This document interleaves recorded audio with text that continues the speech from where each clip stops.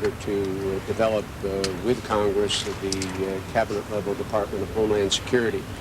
The purpose of my meeting outside with you today, surrounded by many of my former colleagues from the Congress, is to announce that the President has specifically directed me to go to Capitol Hill and to the legislative branch in the weeks and months ahead as an advocate for the reorganization of the executive branch and the creation of the Department of Homeland Security.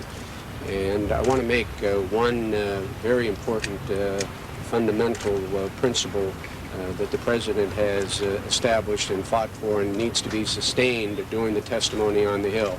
The President believes very strongly that it's important to preserve the prerogative not only of this administration, but of future administrations to have advisors to presidents who are accountable to presidents and accessible to the Congress of the United States as they fulfill their constitutional responsibilities, but not subject to testimony, not subject to the call of the chair. The President has directed me to testify not as an advisor, not someone who has been working with him in terms of the advice and work we've done together in Homeland Security, but to go to the Hill to testify, to formally testify about the reorganization of the executive branch and the creation of the Department of Homeland Security. And I think it's very, very important to make that distinction. The President has said all along, the meeting we had with the congressional leaders shortly after I was appointed, the President noted that for the time being I would be an advisor. Part of the responsibility was to develop a national plan, a national strategy, and that review of the current structure of government then and the possibility of reorganization of that government was always on the President's mind. We have a clear tear line here. The testimony on the Hill will not be as an advisor, and there will not be any discussion relative to the advice and counsel that may have been shared with the President in that capacity, but as an advocate and as a spokesperson on behalf of the administration in support of the reorganization and the creation of the Office of Homeland Security, the President has directed me to go and formally testify before the members of Congress. And having worked with so many of them before, I'm grateful for the opportunity. By the way, I would say that I've had previous consultations, private conversations with just about everyone that is standing with me today on Homeland Security issues over the past couple of months. And I'll be pleased to not only continue those private consultations, but to do some of our work together in public. Governor, has this distinction been worked out with members of Congress? Well, it's one of the discussions that we had with these members of Congress today. I think they understand the President's concern about protecting not only his prerogative, but the presidential prerogative for future administrations. I think it's understood by these men and women. I'm going to, I think the Vice President's had a conversation with Senator Byrd about it. I'm going to continue. I've had many good conversations with Senator Byrd. I just haven't had too many public testifying conversations with him. But I think Senator Byrd and I can work out if there are any differences. And I don't think on this issue there are, because Senator Byrd wants to be as helpful and supportive of the new office of cabinet-level Office of Homeland Security as my colleagues around me. Governor Rich, what if I can ask you a question, and maybe the other senators can comment on this? I'll let them comment. What do you say about the observation that this massive reorganization could be a distraction for the very agencies who at this point in time can least afford a distraction? Well, I would say, candidly, if you believe that we have an enduring vulnerability and that the dealing with terrorists is a permanent condition that we need to accept, and this war isn't about 9 months, it may not be about 9 years, we have to accept the notion that may be a permanent condition of our existence in the 21st century. It is a 21st century threat. We're still at war, we're still at risk, and that calls, in my mind, for the reorganization now rather than later, because it enhances our ability to protect the American citizens and our way of life and defend our freedoms. And I'm going to turn further questions and comments to the men and women who joined me this morning. Thank you very much. Thank you. Thanks, Governor Ridge. Let me say a brief word about the meeting, and then I'll be glad to answer that question. We had a very positive meeting with President Bush today. I, for one, thank him for making this proposal to create a Department of Homeland Security. It is exactly what our nation needs now. Look, the fact is that we're at war, and we have traditionally said in America that when at war, partisanship ends at the nation's borders.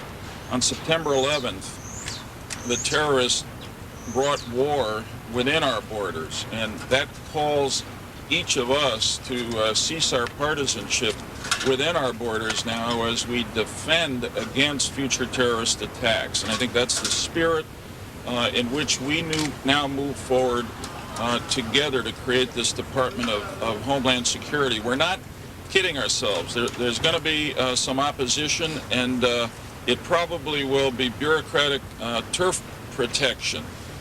There'll be a lot of arguments about why we ought not to do this, but I think we've got to try to preserve the feelings of anger and purpose that we had in the days immediately after September 11th today to act together decisively so that we prevent another September 11th type attack from happening. And I would say to those who would argue that getting together to better organize to protect the American people at home is a distraction for those involved is really just an excuse for doing nothing and accepting less than the American people deserve. The fact is, if you look at that organizational chart that was around, almost more than 100 agencies involved in Homeland Security, each doing their own thing, duplication, lack of coordination, lack of direction, lack of accountability. We've got to bring them all together under one secretary reporting to the president. This is essentially a Department of Homeland Defense, which today and in the future is going to be as important as the Department of Defense. Senator Lieberman, can I ask you, Senator Graham, would you comment? The reality is that even under this proposal, the agencies that are most important when it comes to Homeland Security still remain the Department of Defense, the FBI, and the CIA.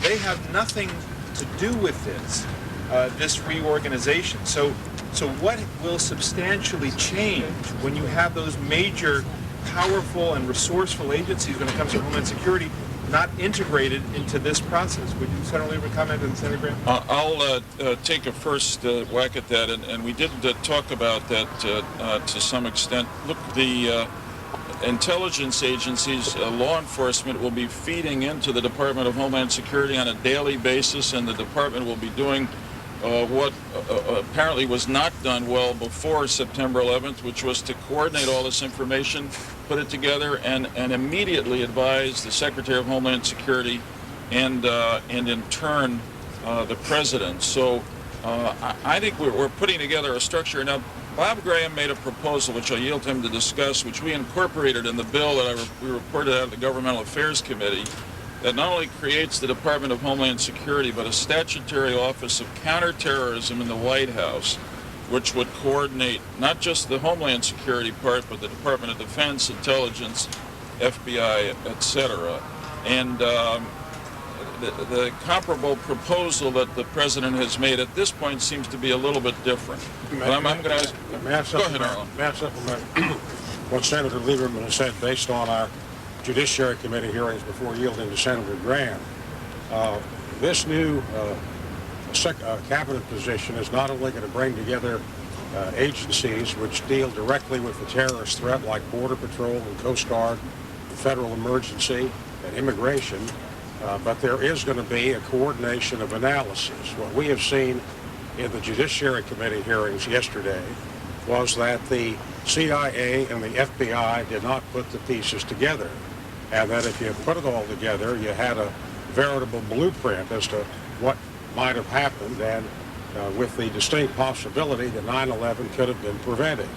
And it is the analysis function where this new cabinet officer will have everything that the CIA knows and that the FBI knows and NSA and all of the intelligence agencies. What there has been a failure of, as we saw explicitly in the hearings yesterday with Director Mueller and FBI agent Rowley, was the failure to put the pieces together analytically. and that will occur here. But Senator, you know better than I, the best analysts are still going to reside at the FBI and CIA. You don't believe that they're going to be at this Department of Homeland Security, do you? Well, they will reside there, and that is where their expertise has been developed, but they will be feeding that material into the cabinet position so that that one person will have it all. And I think that one person is going to have to take a look at how it's gathered, and if you have major foul-ups like using the wrong standard on the Foreign Intelligence Surveillance Act, that cabinet person will be in a position to correct it and to put it all together. Bob? In the analysis that we've done to date of why September the 11th and the role of the intelligence community, one of the things that stands out is the fact that we had collected a great deal of information. The problem was that information never got before one set of human eyes, or a common set of human eyes that was in a position to see the relationship, to see the fact that these weren't just discrete, independent events, they were part of a larger pattern. What the President is recommending as it relates to domestic intelligence is that the agencies will continue to be responsible for the collection of this information. But when it comes to analyzing it, it will all flow into a common analytical focus with a new analytical agency where you will have the chance of putting all of that material before one human being who hopefully is imaginative and creative and can see what it means and act upon what it means. In addition to that, as Senator Lieberman has said, we've proposed, and Congresswoman Harman has been a strong advocate of this for many months, that there be within the White House a domestic equivalent of the position that Ms. Rice now holds, the National Security Council Director. That we need somebody who's performing the same function that she does in coordinating our foreign policy and our national defense, who is looking at coordinating our domestic policy and our domestic defense. I think those two changes, the single analytical agency and a new office within the White House to bring together domestic security and domestic capacity in law enforcement and intelligence to maintain that security, will be critical steps. Senator Graham, on the idea of all of this intelligence feeding into the Department of Homeland Security, my understanding is there's no requirement for all of the intelligence to go into that department. It's just whatever the FBI and CIA decide is relevant to pass along. So is it still not possible that things could slip through the cracks? Well, if you look at the chart that I have seen, it indicates that from whatever source, whether it's the National Security Agency, which basically picks up eavesdrops on conversations and information, to the agencies that take pictures in space, to the agencies that have human intelligence capabilities. All of those collections will go into a common analytical agency so that that agency will have the best opportunity to see all the dots and try to understand what they mean. I think that's an important step forward. Would you have more confidence if all of the intelligence was under one umbrella instead of being... No, I think there was a very sound reason in 1947 to have one agency or set of agencies that primarily operated outside the United States, the foreign intelligence gathering agencies, and another set of agencies that operated inside the United States. That division is maintained in the President's proposal. If I could just add something, many of us in the House have worked closely together on this issue and with our colleagues in the Senate. It seems to me that the point of this analytical capability is to help us put together these threat condition warnings so that local responders and citizens can understand much better than they presently do what they should be looking for.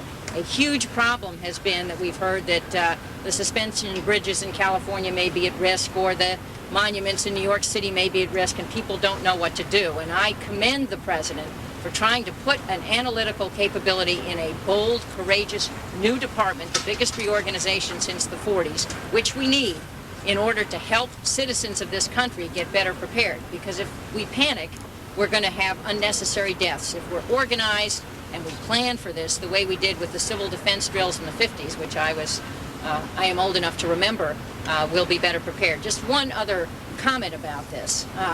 President Eisenhower, whose picture is in the cabinet room where we just met, said that the right organization doesn't always guarantee success, but the wrong organization guarantees failure. We have had the wrong organization in this government to deal with these threats. No one has a corner on wisdom, but I think putting these functions together in one place will help us succeed in the war on terrorism as it affects our homeland. And a bigger question, though, is... Can I just say, emphasize one point and put an underlining on something Bob said?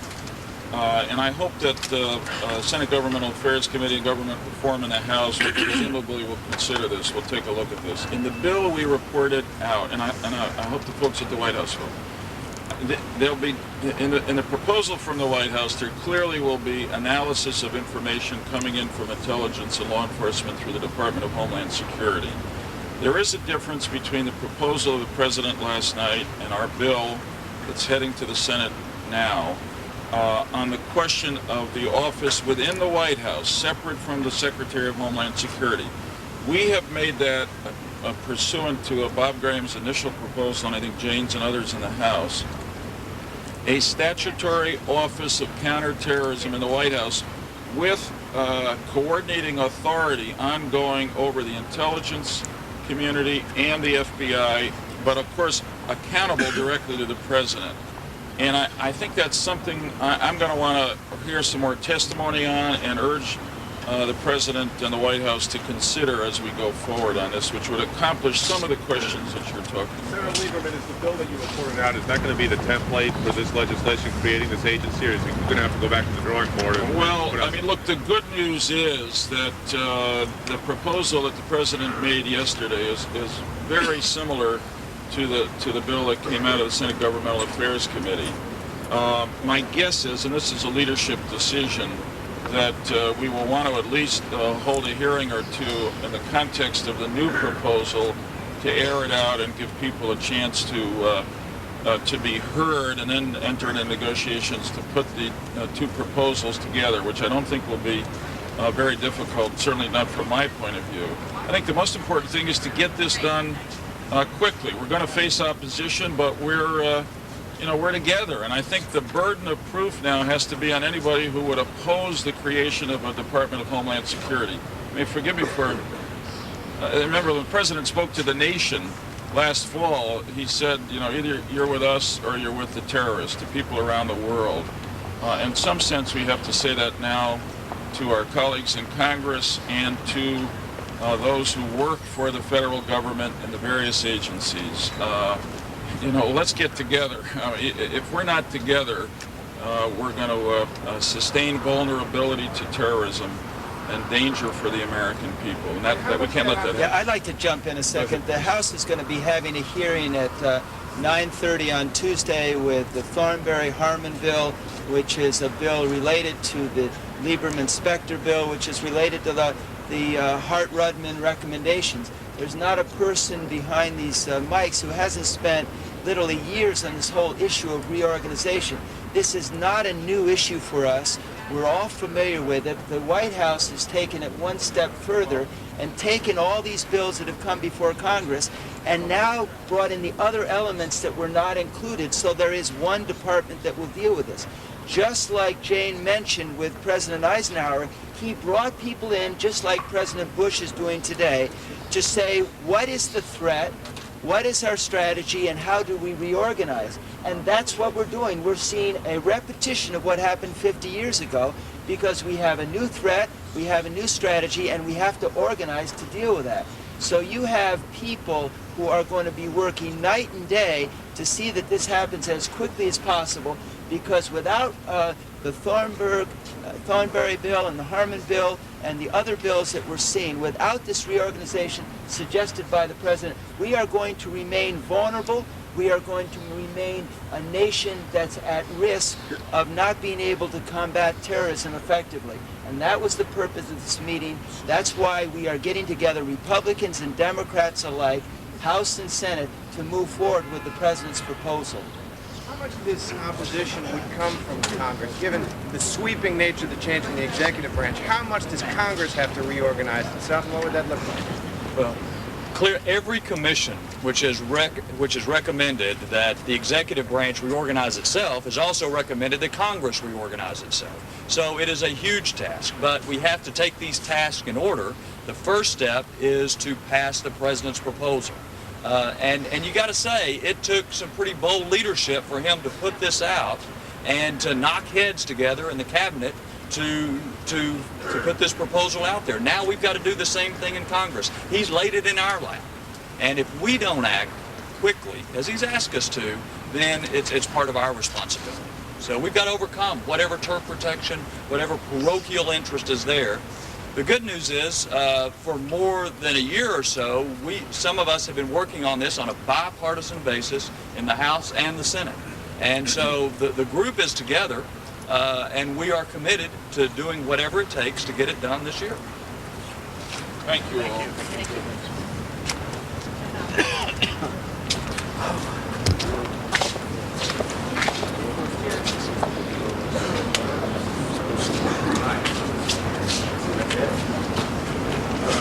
President Slovak will be out in about 30 seconds. Thank you. Thank you very much. Thank you very much. Thank you. You got to take. Tomorrow on Washington Journal, we'll talk about the whistleblower case of Minneapolis FBI agent Colleen Rowley and the kinds of protections that whistleblowers receive under the Whistleblower Protection Act with our guest Tom Devine, legal director for the Government Accountability Project. And later, we'll continue with our month-long Saturday series examining women in politics.